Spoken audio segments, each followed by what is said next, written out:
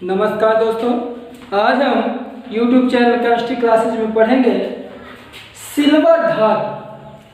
Silver धातु जिसका discussion किया जाएगा। सिल्वर धातु प्रमाण क्रमांक 47 और प्रमाण भार इसका 108 होता है। सिल्वर धातु के प्रमुख अयस्क, सिल्वर धातु मतलब चांदी जिसके कुछ गहने आभूषण बनाए जाते हैं, उस पदार्थ के बारे में पढ़ रहे हैं। इसे चांदी भी कहा जाता है सिल्वर।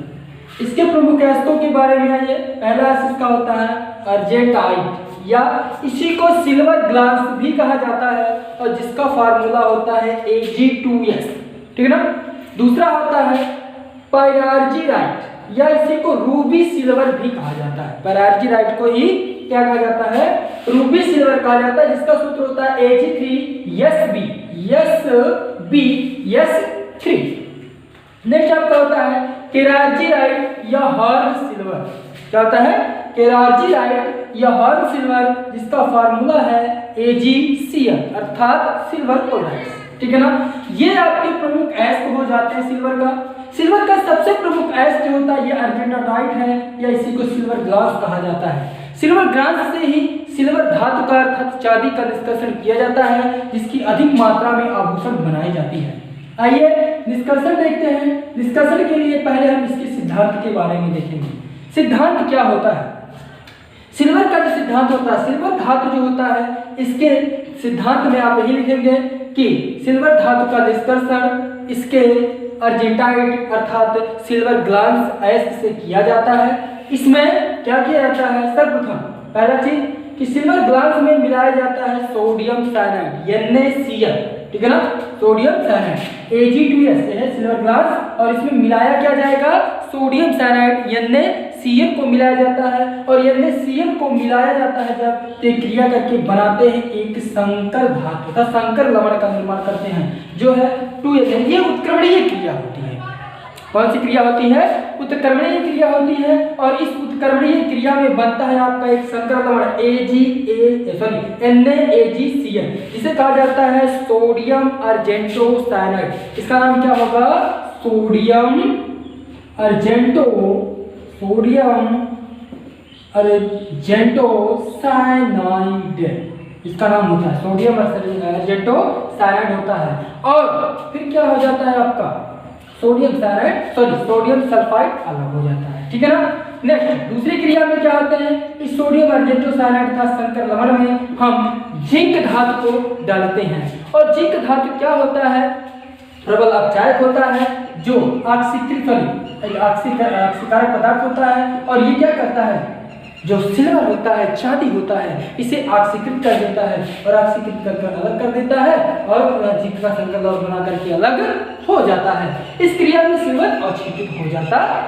अब आता है निष्कर्षण की विधि। निष्कर्षण के सिद्धांत के बाद में क्या आता है? निष्कर्षण की विधि आता है। निष्कर्षण की विधि में पहला चीज आपने पढ़ा, पिछले भी वीडियो में आपने देखा था धातु का निष्कर्षण किया गया, जैसे एल्युमिनियम का, कॉपर का, आयरन का।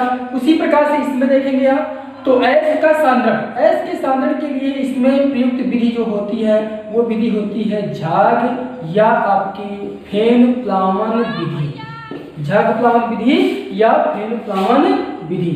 इस विधि से ही क्या करते हैं हम? सिल्वर धातु के जो अयस्क होते हैं, ठीक है ना, सिल्वर धातु के जो अयस्क का अर्जेंटाइट है, क्योंकि कौन सा अयस्क हो रहा है? सल्फाइड अयस्क हो रहा है और सल्फाइड अयस्कों का सांद्रण किससे होता है? झाग प्लवन विधि से या फेन प्लावन विधि से किया जाता है। तो यहाँ पर झाग प्लवन विधि का प्रयोग किया जाएगा और प्रयोग करने के बाद इस अयस्क का सांद्रण कर लिया जाता है। जब अयस्क का सांद्रण कर लेते हैं तब दूसरी क्रिया आती है इसका निस्तापन और भर्जन क्रिया करने के लिए। कौन सी क्रिया?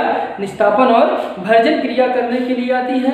लेकिन आपको ध्यान में देना है कि निस्तापन क्रिया की जाती है क्योंकि इसमें जो उपस्थित आपकी नमी होती है उस नमी को दूर करने के लिए तो निस्तापन क्रिया कर ली जाएगी। इसे नहीं दर्शाएंगे तो भी कोई दिक्कत नहीं।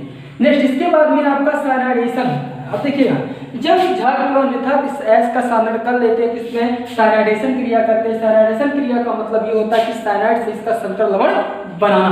तो क्या करते हैं? साइनाइडेशन में आप लिखेंगे नंबर 1, पहले जो आपका सिल्वर का अयस्क है अर्थात सिल्वर के अयस्क जो सिल्वर ग्लास है उसमें सोडियम साइनाइड को मिलाते हैं और मिला करके संकर लवण का निर्माण करते हैं, जिस संकर लवण का नाम होता है सोडियम अर्जेंटोसाइनाइड और इस क्रिया में आपका सोडियम सल्फाइड अलग हो जाता है।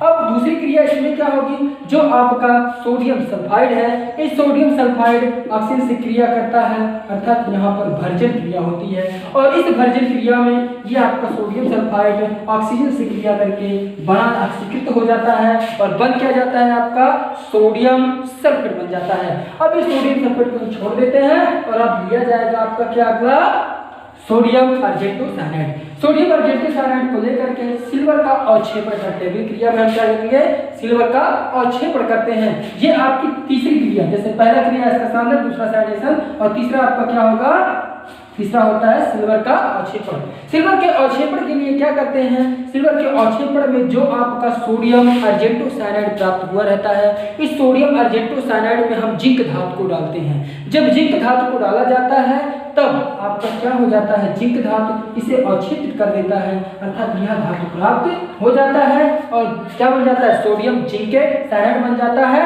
और उसे छोड़ देते हैं, अवक्षेपित नीचे बैठ जाएगा और यह अवक्षेप में प्राप्त हो जाता है। नेक्स्ट आपका होता है क्या, सिल्वर का शोधन किया जाता है, क्योंकि इस विधि से जो आपका सिल्वर धातु प्राप्त होता है ये अशुद्ध होता है। कैसा होता है, अशुद्ध होता है।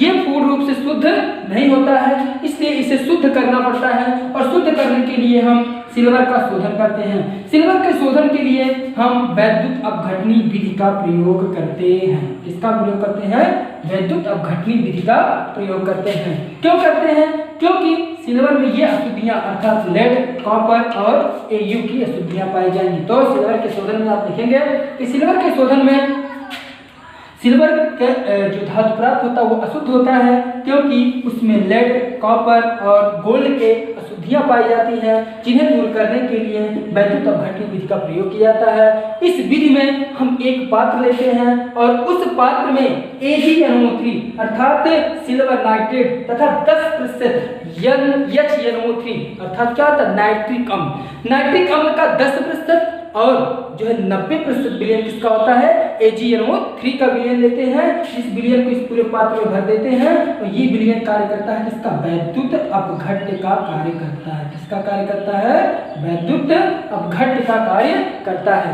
अब जो आपका अशुद्ध धातु होता है, अशुद्ध सिल्वर होता है, उस अशुद्ध सिल्वर का हम बनाते हैं एक एनोड, जैसा कि ये है। और जो शुद्ध धातु का आपका सिल्वर होता है उसका हम एक बनाते हैं कैथोड। कैथोड और एनोड को इस वैद्युत अपघट्य के विलयन अर्थात AgNO3 प्लस HNO3 इन दोनों के विलयनों में डाल देते हैं। जैसे ही विद्युत धारा प्रवाहित करते हैं तो जो अशुद्ध सिल्वर का रॉड होता है अर्थात एनोड होता है वो पिघलना प्रारंभ हो जाता है, अर्थात पिघलने लगता है और पिघल करके क्या होता है, इस जो आपका शुद्ध कैथोड होता है तथा शुद्ध सिल्वर धातु का बना हुआ कैथोड होता है उस पर जमने लगता है और जम जाता है, जिससे अलग कर लेते हैं निकाल करके और सिल्वर को फिर अलग कर लेते हैं। ये विधि होती है सिल्वर के प्राप्त करने की। आइए थोड़ा सा फिर से देखेंगे एक बार। सिल्वर, चांदी, इसका डिस्कशन प्रमुख है आपके सामने है, जैसे अर्जेंटाटाइट होता है, बाजाराजिराइट होता है और सिल्वर या फिर केरार्जिराइट होता है। डिस्कशन के लिए होगा विधि में आपको बताया गया है इसके सांद्रण के लिए झाग विधि का प्रयोग करते हैं। साइनाइडेशन में आपको बताया गया कि सिल्वर ग्लास में सोडियम साइनाइड को मिलाया जाता है, जिससे आपका क्या बन जाता है, सोडियम अर्जेंटोसाइनाइड संकर लवण बनता है और इस संकर लवण को हम लेते हैं फिर सिल्वर का अवक्षेपण इससे करते हैं। सिल्वर के अवक्षेपण के लिए सोडियम अर्जेंटोसाइनाइड में हम जिंक धातु को मिलाते हैं, जिस क्रिया में आपका जिंक धातु क्रिया करके संकर लवण बना देता है और जिंक सिल्वर धातु प्राप्त हो जाता है। सिल्वर धातु जो प्राप्त होता है उसमें Pb कॉपर अर्थात लेड, कॉपर और सोने की अशुद्धियां होती हैं, इसे दूर करने के लिए वैद्युत अपघट्य विधि का प्रयोग करते हैं। वैद्युत अपघट्य विधि में क्या होता है, एक बड़े से टैंक में हम क्या करते हैं, एक एनोड और एक कैथोड लगाते हैं। एनोड जो होता है वो अशुद्ध सिल्वर से बना होता है और कैथोड जो होता है वो शुद्ध सिल्वर से बना होता है और इसमें जो विलयन का कार्य वैद्युत अपघट्य का कार्य करता है वो सिल्वर नाइट्रेट और नाइट्रिक एसिड का मिश्रण होता है। जब वैद्युत अपघट्य की क्रिया कराई जाती है तब विद्युत धारा प्रवाहित की जाती है तो अशुद्ध सिल्वर का जो एनोड होता है वो पिघलने लगता है और पिघल करके शुद्ध सिल्वर के कैथोड पर एकत्रित हो जाता है, जिसे निकाल करके हम धातु का शोधन कर लेते हैं और शुद्ध सिल्वर प्राप्त कर लिया जाता है।